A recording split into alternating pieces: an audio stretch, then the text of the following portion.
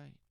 So if you want to get any last minute waiver wire questions, week 1 questions, we will. There are a couple guys that we could talk about, Travis, for the waiver wire early week 1 waiver wire pickups that I think are going to happen. But overall, just welcome in Whisper Nation. Welcome to week 1. We are finally here, and we're gonna get Big Travie on here. We're gonna go live. We're going on live on YouTube and Instagram right now. So shout out to all of Whisper Nation who is joining us right now. What is good, Big Travie? What's going on, brother? Nothing. All right. Well, let me turn this. Oh shit. Oh shoot. Can you My bad. can you hear me? Yeah, I got you. Okay. On both spots. Russell, we got Hear one. me? Chelsea Head Packer Nation. Cheesehead. Sorry, Cheesehead Packer Nation wants to know Russell Wilson or Newton, assuming Russ, right? Cam. I'm gonna go. Cam's the answer here. Yeah, I'm gonna also go Cam on this one. You're looking at a Bengal. Yes, that Bengals game is a better matchup for Russell Wilson, but I expect the Seahawks to be way ahead in that game, and I expect them to start running the ball more in that game as opposed to Carolina. So I would go Cam Newton in that one. And I also have Cam Newton ranked as my 6 QB on the week, and Russell Wilson is my 9th quarterback on the week. So, thank you for the question. I think the point is here, like Johnny kind of stated there, is game script, Yeah. right? Who's more legit worried about their game script here? And Johnny nailed it right there, talking about A lot of news, Travis. You wanna start breaking down some of this news? We'll start going through inactive Well, and obviously, actives. let's not bury the lead here real quick. We'll talk about Antonio Brown for a quick second here. Obviously, some craziness transpired between really Wednesday of last week, going all the way into yesterday, that led to Antonio Brown signing with the New England Patriots. Obviously, he is not eligible to play this Sunday night against the Pittsburgh Steelers. But man, would that be poetic? Oh man, we talk would about it. love that if that happened. But either way, So this is going to be an interesting thing to monitor, Travis, going forward, because there's stories coming out about possible collusion or inside stuff going on, because now it's being reported that AB purposefully released that stuff on Instagram, which we all thought was a little weird, especially after like the apologies, and then it was like then he posted that, and it didn't make much sense. But what is interesting is that the New England Patriots were interested in trading for AB from the Pittsburgh Steelers earlier in March. They actually offered Pittsburgh the first rounder that they wanted. Remember, they had the 2 first rounders at the end of this past draft. They were offering one. Pittsburgh did not want to give them an in division rival, the New England Patriots, let alone a baller player like AB. Well, turns out they just got him for free. So that just shows. Of course, this is what happens. The Patriots have been the best in the league for the last decade at doing maneuvers like this. They understand, let the other teams in the league make the mistakes, and they will capitalize. And in true Patriot way, they did so. Not stoked on it, if I'm honest. As an NFL football fan, I hate this kind of stuff. I don't see how we can reward a guy like AB after that, and this is coming from a guy, Johnny. I was trying to give AB the benefit of the doubt the entire way through until this happened yesterday. Not stoked on it. Either way, let's get talking about fantasy football that matters today.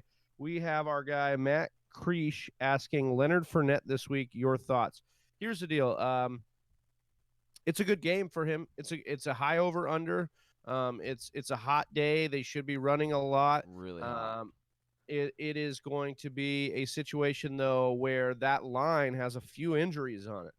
So I would temper your expectations. But listen, you drafted Leonard Fournette in the 2nd round. You're not benching him today. If you drafted Leonard Fournette and you want to bench him, like, why did you draft Leonard Fournette? That's what I have to ask at that point, because if you can't play him this week in a high over-under, when are you going to play him? The defense is not that Yeah. great in Kansas City. The matchup's good, so just roll out your studs this week.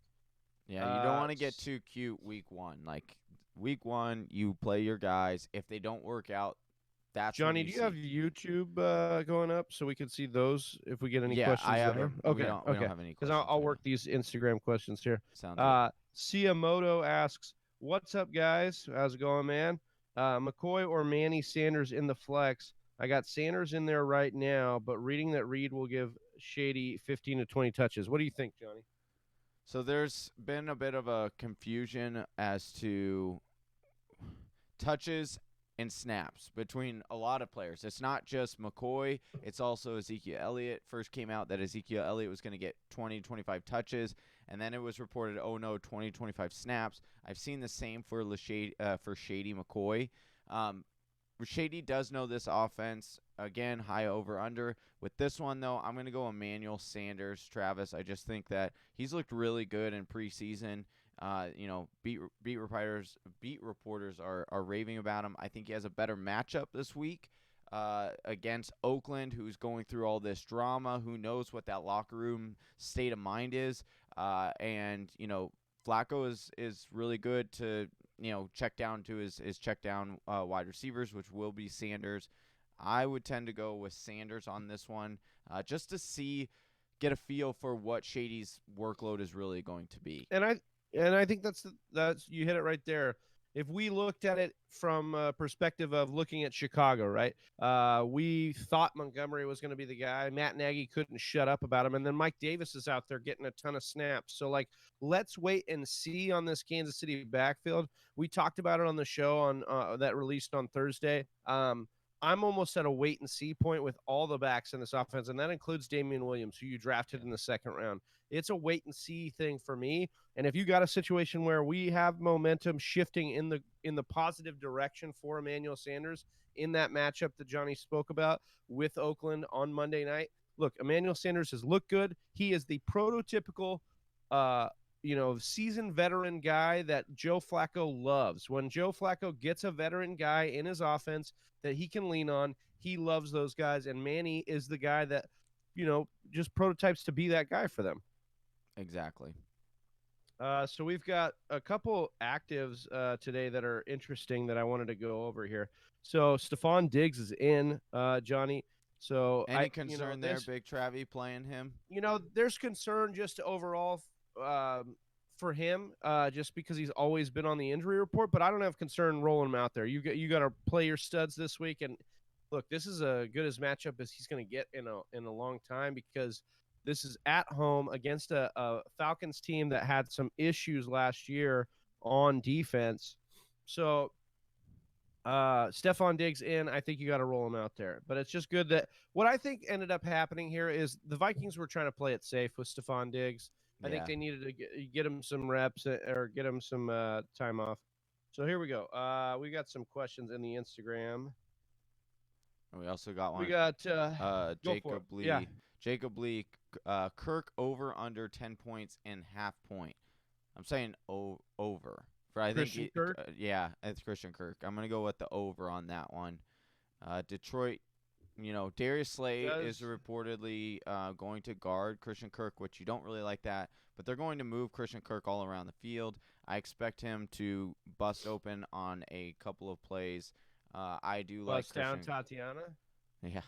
And especially in a PPR league, I would be starting Christian Kirk for sure today. Yeah, I mean, and I'm not just saying that because I'm a Cardinals fan. Well, no, we have him high in our rankings. I understand it. I understand the logic there. DJ O'Toole 2 says, "Does Gallup from Dallas? Yeah, where else would he be from? Derek, come on. Put up 10 plus points.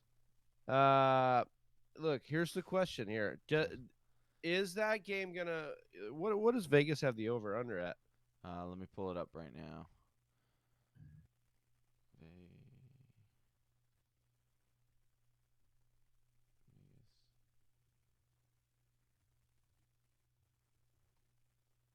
All right, let me me see here. I got it right here. Um, Oh, did you pull it up?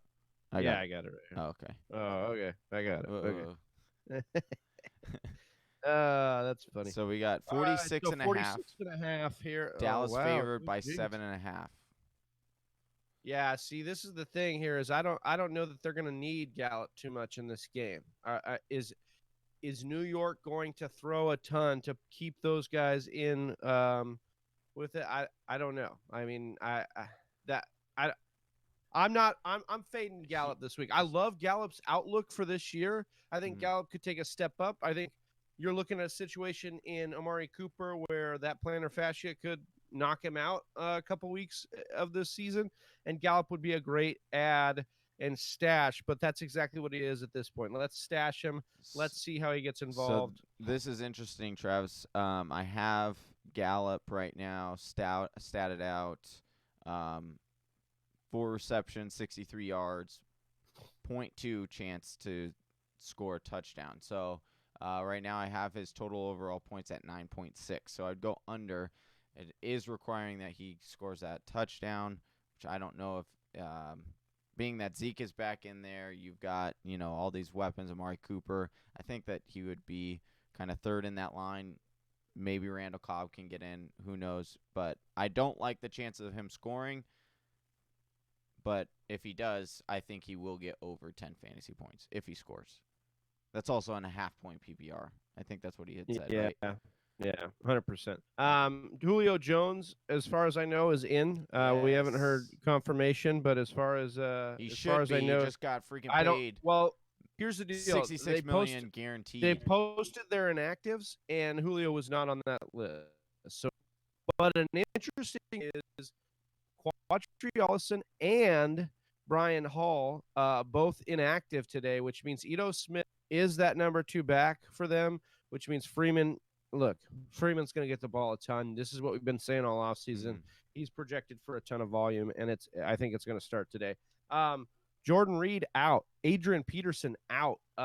Adrian Peterson a healthy scratch here, which means Jay Gruden is super stoked on his guy Geis, and now Geis is ready to just roll out there with all this volume.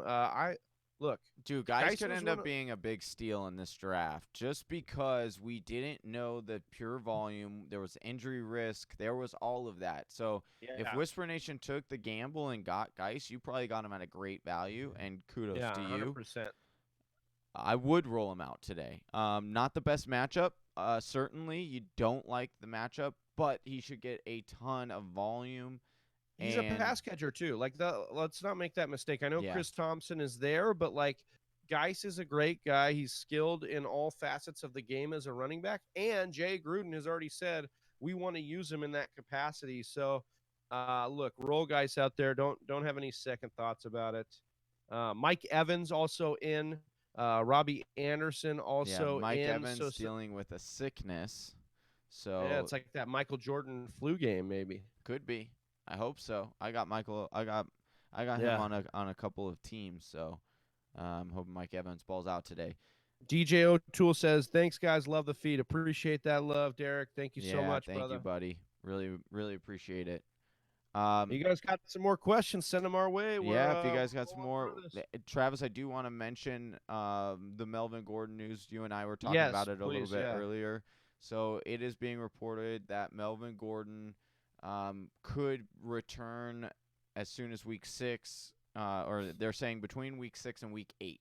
So if he returns during that time of week 6, I think that's a very good outlook for most likely where you got him in drafts. I got a serious question though here, Johnny. Yeah.